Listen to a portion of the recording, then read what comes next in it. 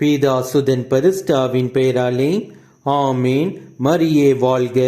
இன்றைய வார்த்தை, மனிதரின் வழிகளுள் ஒன்றும் ஆண்டவர் கண்களுக்கு தப்புவதில்லை, அவர்களுடைய பாதைகளை எல்லாம் அவர் சீர்தூக்கி பார்க்கின்றார். The Lord sees everything you do, wherever you go, He is watching. நீதிமொழிகள் அதிகாரம் 5 வசனம் 21.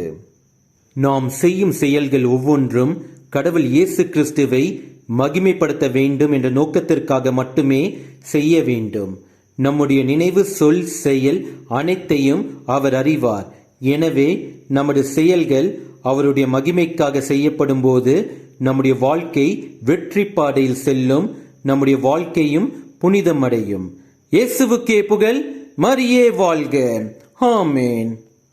எந்தன் சிந்தனை சொல் அனைத்தும், எந்தன் செயல்கள் ஒவ்வொன்றும், எந்தன் சிந்தனை சொல் அனைத்தும், எந்தன் செயல்கள் ஒவ்வொன்றும், எந்தன் உடல் பொருள் ஆவி முற்றும், எந்தன் உடல் பொருள் ஆவி முற்றும், புகழ் அடிமிகு மகிமைக்கே எல்லாம் உமக்காக.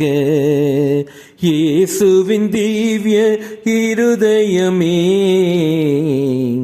எல்லாம் உமக்காக.